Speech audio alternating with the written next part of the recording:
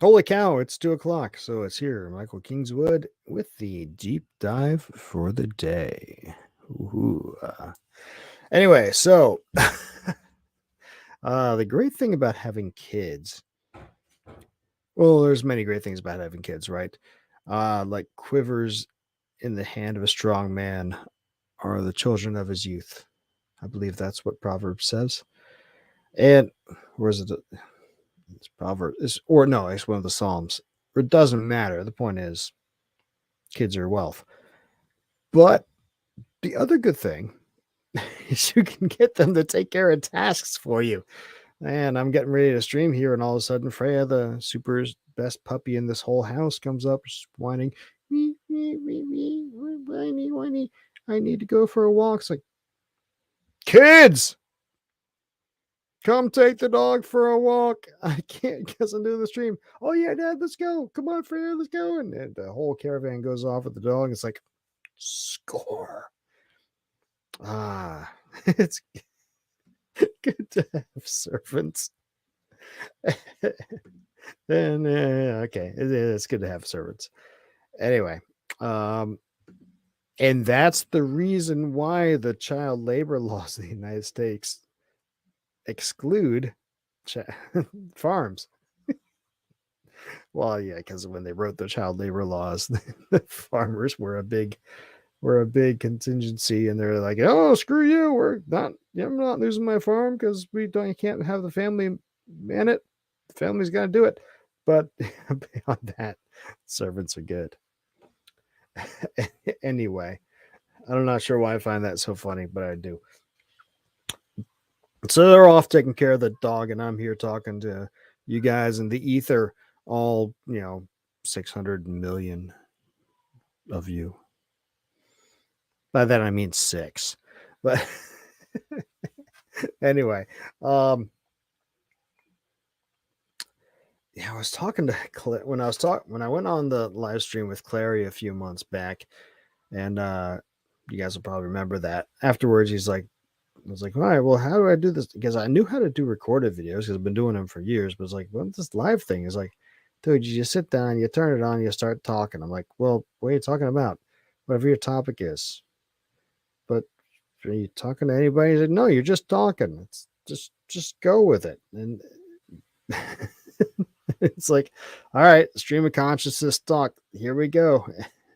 And well, easy for him to say because he's spent the last what 8 years. When did I meet him? I met him in 2014, 20 no, I met him in 2015 or so. And we became pals in 2016. Yeah, and yeah, so shoot, I've known him for 6 years, and he's been doing that for at least 3 or 4. So yeah, he's been doing it for almost 10 years. So he's built up an audience. I've been doing it. The live stream thing, well, of course, it wasn't live streaming back then, but yeah, point is, it's easier for him to say he has an audience because he worked hard and built it up over the years. Whereas I've been putting out these podcasts and Story Saturday stuff for a long time, but I didn't really do much to promote it. So yeah, it's all good. Anyway,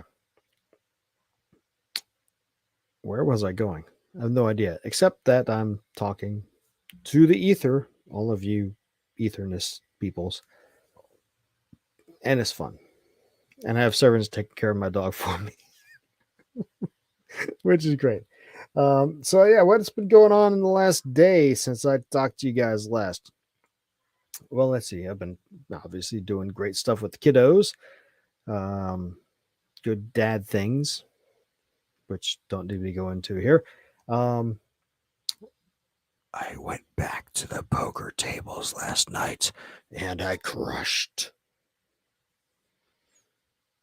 3 hours made $334. Yes. And it was mostly thanks to a dude who showed up in the last 45 minutes because the first 2 hours was like me at this table of other type players, and it was like I would make a little and then lose a little, make a little and lose a little because a bunch of other good players.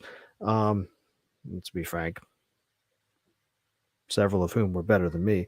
I sat down at the thing, and there's one dude sitting next to me with $2,000, It's a $300 maximum buy-in, and the lady across the table is like $1,500. I'm like, talk to the dude. He's like, man, you've had a good day. He's like, used to be. She took half of my money, and she's like, I got lucky. It's like, oh yeah, sure, you got lucky, right? So I immediately knew I was in for an interesting night, and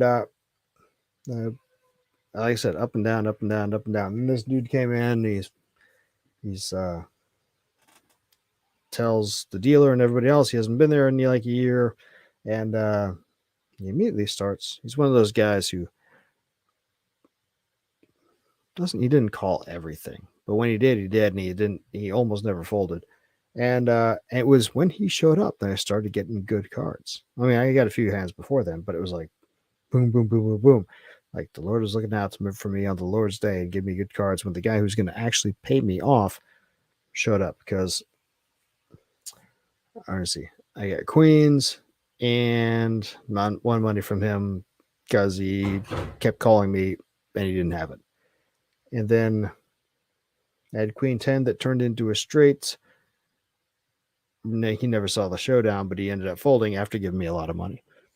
And then I had pocket nines that got a set on the flop, and then turned into a boat by the river. And he called me all in on the flop, and I was like, "All right, there you go." And when I throw it down the set with the turned into the boat at the end, he was like, and he's knocked and he's like, "Cool, I'm now." Double my money in a few hours. Yay. Stuck around for a little bit and did adieu to everybody and went home and made dinner. And got the girl back from ballet, my daughter back from ballet, and put on Star Wars and watched for a little bit, and the real Star Wars, not this fake Disney crap. She asked me for the real Star Wars, and I have the DVDs of the original trilogy that were released back in the aughts that have the original theatric trailers, the original theatrical versions on the B discs. So when you play Star Wars, there's no this episode 4 crap. It's just Star Wars, and then it's a period of Civil War, because as everybody knows who paid any attention at all, Lucas didn't have this 9-story arc thing in mind. He made Star Wars. It was going to be a cool, fun movie, and then it was a huge hit. And then studio was like, "We need a sequel," and he's like, "Oh crap, we need a sequel." I know, this is part 4 of a 9-part series. Yeah, that's okay. At least, of course, forever after he claimed that he always had this plan, but frankly, I doubt it. If he had a plan, it would have been better than the prequels that were produced, because the prequels did so much bad retconning of the original Star Wars, and never mind the retconning of Star Wars in Empire and Jedi, because in Star Wars, Obi-Wan is sort of like looking a little shifty. He's like, yeah, Darth Vader betrayed and murdered your father. But so, okay, they kind of had some groundwork laid there for the Luke, I'm your father thing. But I know he didn't say Luke, I'm your father, but that's the meme. All right, cool. Anyway, but you can overlook that retconning, because it ends up working out spectacularly well with the morality play that it turned into. But if all George had done was just go off of what he described of Anakin in Star Wars, it would have. I'm envisioning this epic story that could have been so awesome. When I first met him, he was a great warrior, great pilot. It was amazing how strong the Force was in him. So I took him upon me to train him as a Jedi, right? He fought in the Clone Wars together and all this stuff. And fine. They fought in the Clone Wars together between 2 and 3, and in the Clone Wars, animated series, which was great. I didn't see all of it, but what I saw was very good. But the whole first meeting the kid when he's 8 years old with a virgin birth, and the fact that Obi-Wan didn't train under Yoda, even though he said he did. He trained under Qui-Gon. Who the hell is that? And it wasn't Obi-Wan's idea to train Anakin. It was Qui-Gon's, and he's just picking up the mantle because it's like, why you got to retcon all that? Just start from, they're both 25. Obi-Wan's a Jedi. Anakin's a freaking warrior. They're battling. They will meet each other in a battle, and one of them saves the other's hide, and they like each other. They go have some beers and whatever, and they go. Anakin either already has a wife or he meets his wife, and Obi-Wan's all happy for him, and all this, and start from there. Have it be a real relationship as opposed to this weird relationship between dudes as opposed to this weird 8-year-old thing. And don't even get me started about the Padme thing, because who in their right, my daughter is 14. Nobody in their right mind is electing a 14-year-old to be queen of the planet. And no 24-year-old is going to fall in love with an 18-year-old whiny little bitch like Anakin was in number 2. So, I mean, okay, a 24-year-old man might. But a 24-year-old woman? No, she's going for a 30, 35-year-old guy who's got his stuff together, especially if she's a galactic senator. I mean, come on. It's the utter stupidest thing ever. I mean, yeah, dude, what the hell? I mean, and if any population did elect somebody who was 14 years old to be the ruler of their planet, frankly, they deserve to be invaded and killed by stupid droids that are incompetent military things, because they're the stupidest people ever and need to be shot and killed. I mean, how does any of that portion of the prequel plot make sense? I'm sure I'm not the first to say this. I won't be the last, but George killed us here, guy. Dude. Now, Disney killed us worse. So, retroactive, love you because in the end, it was George's creation. He can do with it what he wants. And when you decide to do that, okay, roger that. The Disney shenanigans, double screw you, guy. You didn't create, to quote Barack Obama, you didn't build that. Boy. I have no idea. I've lost track of how I got there, but oh yeah, I was talking about what happened last night. So yeah, good times with the daughter. This morning, so I love Freya. She's a great puppy. She woke me up at 2:45 a.m. to go on a walk. I will say again, she woke me up at 2:45 a.m. to go on a walk. Fortunately for her, I looked on the app and Lyft had a bonus structure thing going at starting from 3 a.m. to 4 a.m. So I'm not going to be eating Freya for dinner for the next few days because, okay, fine. You made me money. I'm going to spare your life.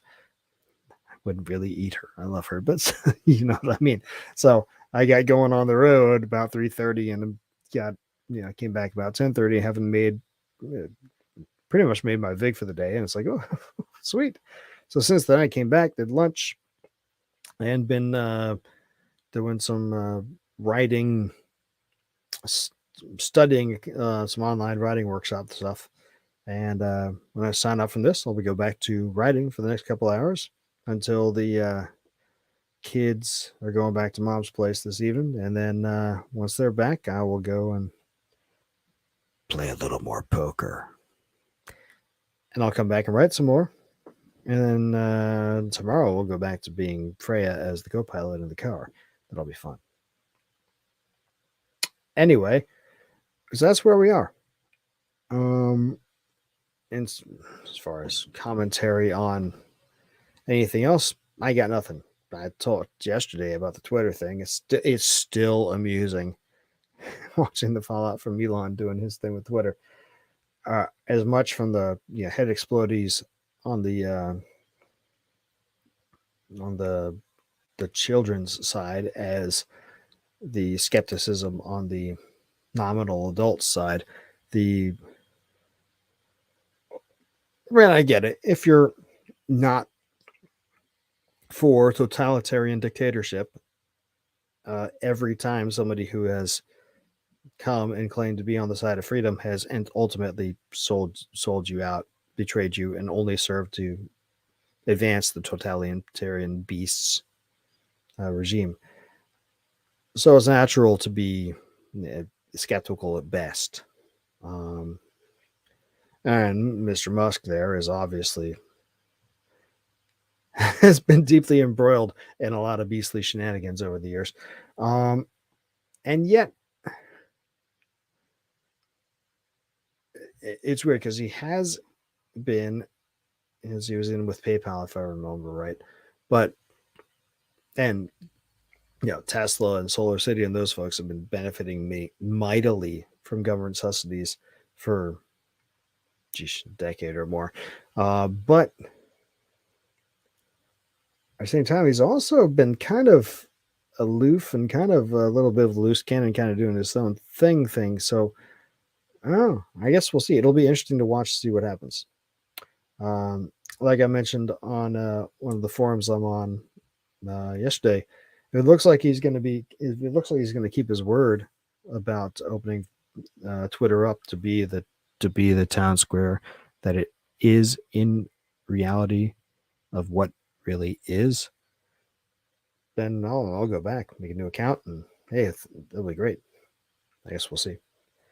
In the meantime, I can't control that, so I'm just going to focus on what I can control. That being my writing, my driving,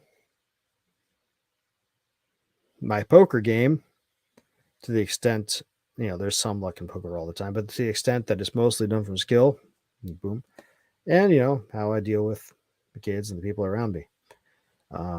That's how I have achieved peace and sanity. Obviously, reliance on God and being Christian is the chief cornerstone of that. But there are a lot of people who are Christians and, believers who still get sucked down the rabbit hole of this stuff, and focus on your locus of control. That has been my mantra the last several years, and it's done me pretty well, and it's going to continue to do so as things get more and more stupid in the time ahead, until the empire falls in the next 10 15 or however much years it is going to take. After the empire falls and we reconstruct into a sane non-globalist scenario, okay. Or if the signs of the times are right, after the empire falls and then Christ comes back and we're all, the kingdom of God on earth, man, maybe that's, I'll go back and forth in my head on that one, whether I think everybody in history who has thought this is the time has been wrong, because you said they would be. But man, just a lot going on these days. It seems like it might be the time. I can't control that. Neither can you. All we can focus on is our locus of control and have faith that everything else will work itself out. So that's what I attempt to do as best I can. So anyway, that has nothing to do with you going to michaelkingswood.com/store and buying all my books. Buy all my books now. You love my books. Go buy them in any format you want. Any format. Any format. You can get them all the formats you want straight from me, and it's going to be great. You can also go to Amazon, Barnes & Noble, Kobo, Apple, audiobooks.com, ACX, Kobo audiobooks, Barnes and Noble audiobooks, every audiobook place in the country, and any print place, any print book place you can think of, and you can get them all there. It's the same format as you can get from my website, but you can get it for somebody else. You'll end up paying that somebody else a chunk that could have gone to me. But hey, if that's what you're comfortable with, if that's how your setup is, you don't want to deviate from whatever your scenario is, yeah, that's cool. Do what you got to do, as long as you buy the books. Or, and go to michaelkingswood.com and sign up for the mailing list so you know when I have new stuff coming out.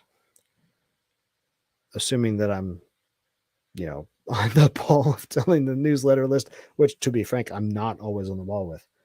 But, yeah, for important stuff, I do. Hey, and on the michaelkingswood.com, you can become a member of the site and throw a few bucks a month my way to support these endeavors, and that'll be awesome. Help keep the lights on. You'll feel good about supporting a writer / artist that you love. I'll feel good because more cash flow. It'll be great. And I give you some bonuses and perks and discount codes and give members, happy little gifts every now and then because I love you and want you to be happy. So, hey, everything's cool. If you don't want to do that, cool. Make sure you like, subscribe, tell all your buddies about it. Give a couple books of mine away that you have in print to people so they can read it. Go by the library. If you have a print book of mine, throw it in the library donation pile. You know what's cool about that? Statistics have shown, the studies have shown that the average paperback book or hardback book goes through 6 or 7 different readers in its lifetime. So don't throw these books away. Put them in the library if you're done with them. Who knows where it'll go? And then come back on tomorrow at 2:00 for the weekday daily stream. Sorry about the thump. I still haven't fully sound isolated this desk. And come on Saturday for Story Saturday. Story Saturday this week is Abe's Liquors. That is a story number 13 of Stories from the Great Challenge, which is actually not an unlucky story. It's a modern mystery, which has actually been previously published in on its own. Actually, is it on its own? Yeah, it is. I think it's pretty sure it's on its own. Yeah, it is on its own. And it's in this one, the short mystery 10-pack.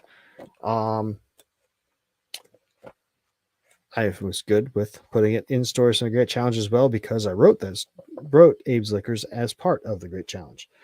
Several of the stories in short mystery 10-pack were written that way. So Abe's Liquors has already been released. You can see here the black and white version of the cover art. You can find it on Amazon and my website and every place else.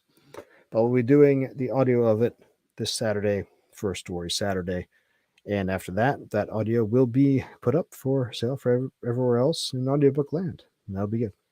So come back Saturday for that. Come back tomorrow for the normal weekday live stream. And man, it'll be good. Until then, don't do anything I wouldn't do. Love you. See you later.